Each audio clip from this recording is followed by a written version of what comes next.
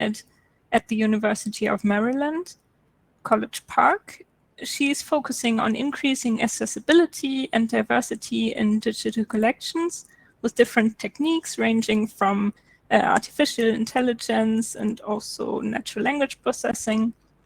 And in her talk, she will show us how the workflow she used to enhance existing metadata to link data. So we are happy to have you here, Jennifer, and the stream is yours. Hi.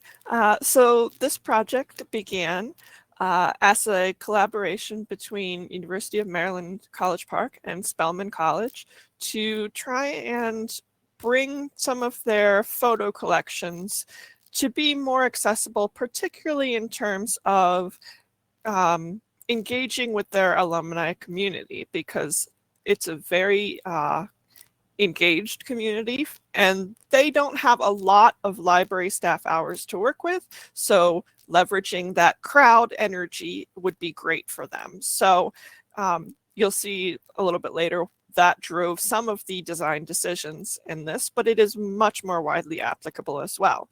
I'll also mention throughout this presentation, you'll see some of my favorite photos from their collections turning up.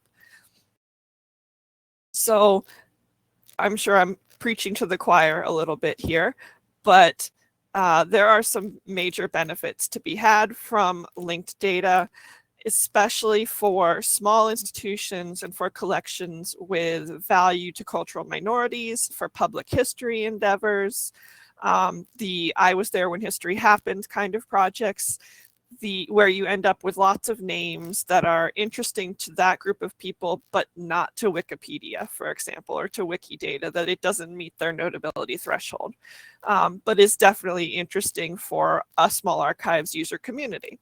So we're looking at creating that visibility of cultural value within smaller communities, within our small archives, library special collections, our local groups.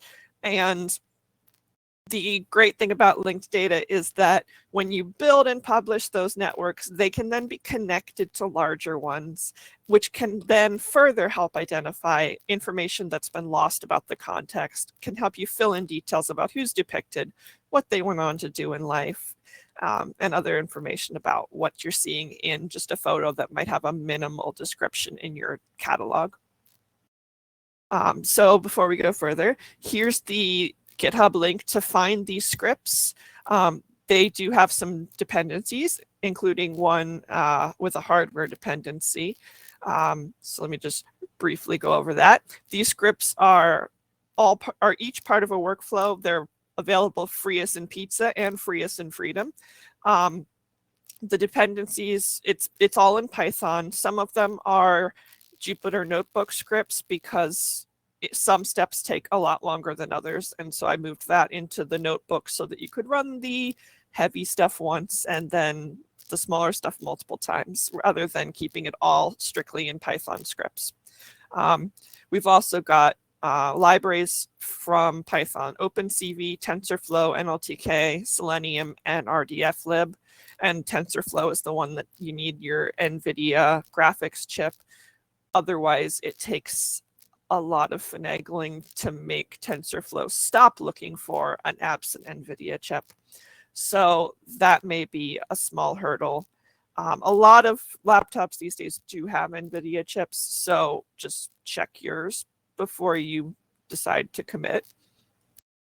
So this process happens primarily in 5 steps. We start out with our image collection and we run image segmentation using OpenCV, and then automated boxing or cropping, which is also a feature of OpenCV. And in doing that, we get a rough list of the number of people that are depicted in the photo, because this particular use case, the people were the main interest area. But OpenCV also lets you look at other categories as well. I'll talk about some of the pros and cons of that in a bit. And the automated boxing lets you basically create an image that says we're focusing on this person for this page, so that you can then create an entity that is that person and their connection to that photo and that your institution and So it lets you build out that individual person's story. Then on the metadata side, you can take your standard, descriptive metadata CSV, run it through a WebEx and RDF lib based script to output triples. It's a little buggy because metadata is very sparse. NLP tools don't really understand what we're trying to say because we cut out a lot of the extra stuff that normally goes into communication. So we're relying on regex, which means you have to customize it a little bit to fit your particular metadata CSV file. But once you've done that, since we are generally pretty good as librarians and archivists about being consistent within our own units, once you do it once, it should work after that. So that generally produces a good number of triples, and I will show what I mean by that again in a later slide. After you've got some triples, then the next step is to throw it into OpenRefine, which is obviously an independent program. The main purpose of that is to use its connection and disambiguation functions to connect up to larger existing linked data collections, especially Wikidata. And that's important because that drives traffic to your site. So once you've done that, you can export another CSV with those disambiguations and links. And then you can run it through the hive.py script, which queries a tool out of Drexel, which lets you search several different ontologies to locate URIs for the rest of your entities and predicates. And if they don't exist already, then it will create them using the namespace that you provide to it. And that's a feature of RDF lib, that you can provide any kind of string for your namespace and then it will format it. So this is a closer up look at the image segmentation process. This is OpenCV and DVT. I tested several different algorithms, but it was very important, particularly working with Spelman College, because they are a historically Black college and a women's college. And those are two categories that have generally quite poor accuracy compared to the overall accuracy metrics given for any algorithm that does image segmentation and people identification.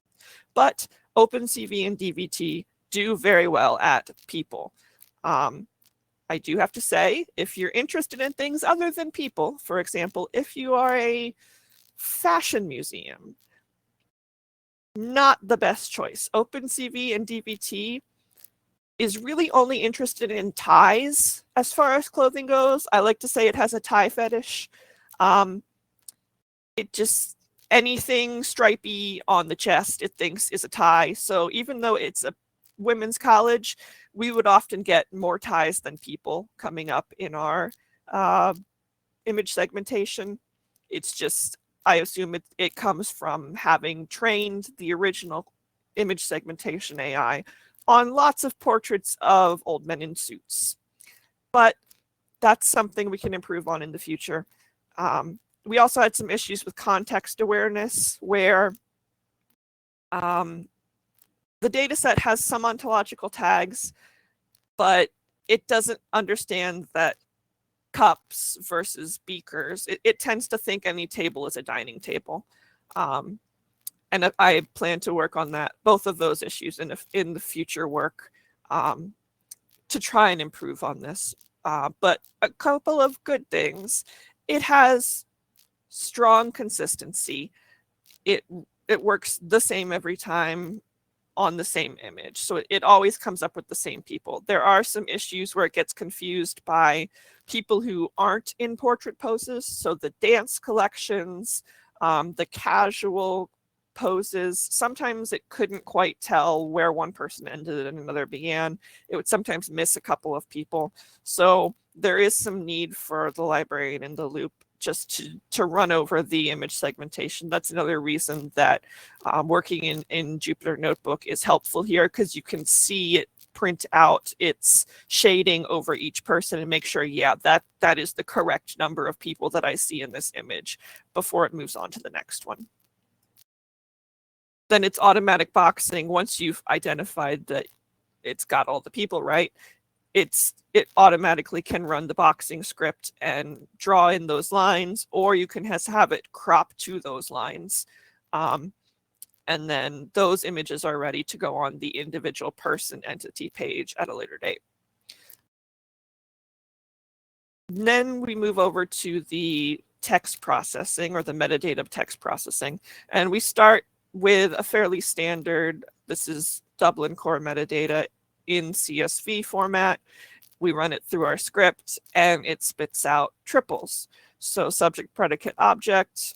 It starts by using the item ID, and then it contains each of the different tags associated with that image from the spreadsheet. And it goes on to make further connections, some of which are hard coded based on what you tell it is in each column. And some of it is inferred based on co-location in the same photo. Then that's when you take it into OpenRefine, and this is where you can connect known public figures. For example, Stacey Abrams is in this collection, so she would get linked out to Wikidata instead of, I mean, she could probably have her own page on Spellman's site as well, because everyone there is very interested in following her. But ultimately having that link out to Wikidata in addition is going to drive traffic as well. Because we do know from a study with the Smithsonian, and they're, even though they have a fairly robust traffic going onto their own site, they found that when an identical image was on the wiki site, it got 1,000 times more views than when it was on their own web pages. So definitely having that connection is valuable in itself.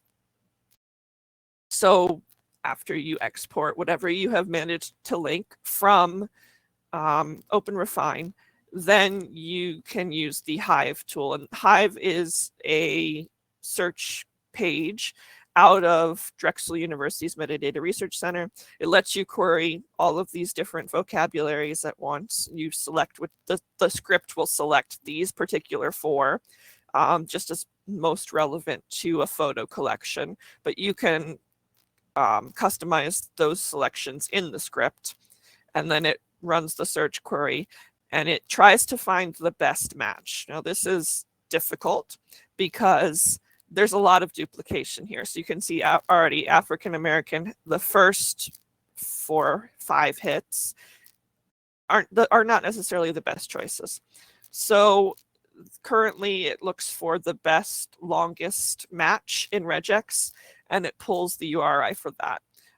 Future work will attempt to automate that to make a few more levels of inquiry into the alternate names of each tag and see, is this really the best one?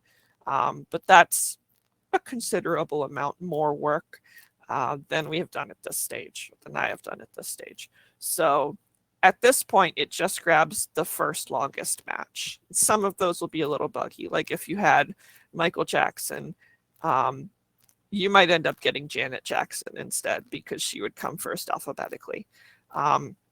So not perfect, but the goal of this project is really to make sure that as many connections as can be automated are done, and then have stuff for your community to do later. So that issue can be corrected by the community relatively easily. It's going to be an obvious problem for them and something they can fix.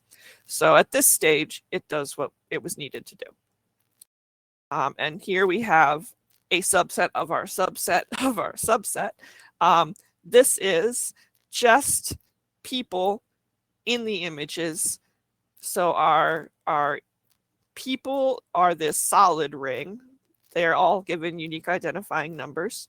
Our 30 images from the subset are in the outer ring, and inside the ring are the known names. So when a name was given in the description, that had to be matched by eye, because I don't have a way to come up with who is this person who is only known as being a president of Spelman College. She's not going to be in facial recognition databases, but she is known in the description and pictured, and so we can link her manually, name to ID number.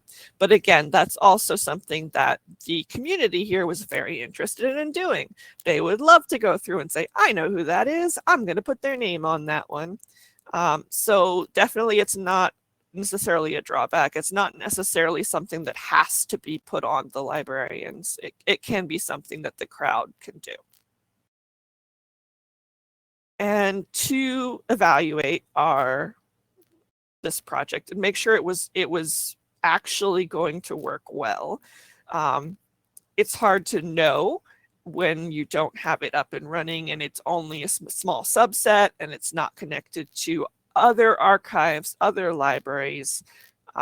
So I did a gold standard case study on 2 of the 30 photographs in the subset, where I hand researched them, identified where I could find further information about each one. And from that, I discovered that there's only a small number of connections that have to be followed in order to move from a very sparse caption like the one on the right, Spelman commencement, to the after research, where it's talking about 3 generations of Spelman women. It gives their name and their graduation years and talks about this being the centennial graduation celebration. That's a lot more information of a lot more value to the community. And it didn't even have to leave the institutional collection itself to gather that information. On the other photo, identifying the names of the 2 Women's Army Auxiliary Corps members needed us to leave the collections, but we were going to well-known veterans history and library and archive collections, because it turns out they for themselves are quite well known. So we were able to get names and dates and their accomplishments. And so that tells us that this has a lot of potential, because both being able to pull lots of information just by making connections within your own archive is really useful, and knowing that your other if other archives adopt similar linked data practices, that you'll also be able to connect those names and their histories. That's really what we're looking for. The connections, they're frequent, they're across many websites, they're contained within well-maintained and official digital repositories, as well as research and reports on Black history, women's history in the military. So those are all signs that this is the future, basically. And it not only validates the future potential, but also illustrates the importance of providing a framework like this that makes it easier for particularly small archives and resource-strapped archives to adopt linked data approaches. That was really the goal here, is to limit the amount of human hours that have to go into manual conversion, to automate as much of that process as possible. And really, this was quite a success, given we only did 30 photos of a huge collection. There was just so much to find, and the ontologies that exist do have good potential, and adding just one archive adds tens to hundreds of other connections that can cross those boundaries and link those physically separated pieces of information to build a more holistic picture. The one drawback is that rule-based parsers are it for now. I tried a lot of NLP and AI, and we're just really efficient with our metadata. We don't put a lot of the stray sentence structure and paragraph structure that NLP looks for to understand what's being said So that's why this relies heavily on regex at this stage. It may be possible in the future to apply natural language processing specifically to the description columns, but even then some of those are so sparse that it's unlikely that NLP is really prepared to work at that level right now. So that is the last of my slides, and can take questions if you have any. Thank you so much for your talk. It was really interesting to see your technique stack, and also in the talk before by Tina, really this to see so much open source software to be used in the projects is really so great to see. And we have one question by Richard. What are the ethical considerations you encountered or prepared for in using the visual processing tools? Right. So right up front, a primary consideration when you're working with images of Black women is you do not want to be feeding that data to a facial recognition AI that's going to go out and be used in who knows what use. So we had to avoid that kind of tool. That's why we went straight to image segmentation. That's going to find just this is a person, not try to identify who this person is automatically. And technologically, that makes sense anyways, because most of these people are historical. They did not become famous, but they're important in their community. It just means they're not going to be in the facial recognition AI database. But if we can point them out and ask the community, hey, do you know who this is? We might actually get information from them. So definitely we very carefully ruled out several AIs up front because they were not prepared to make those make those hard rules against sort of supplying things that you might send them or might query for other uses in the future. And definitely that was a concern of the community we were working with. I also saw that someone put your repository on GitHub in the Slack also, or not in the Slack, in the Mattermost. So I'm sure that people will also, like me, I will definitely check out all your different approaches and see what works out also for other archives and libraries. It's really interesting to see all your experiences that you made and the different approaches. So thank you so much for that. I'm pretty sure when there are more questions or when people thought about it more, explored more in your repository, there will be coming more questions, and I'm sure people will come up to you and ask.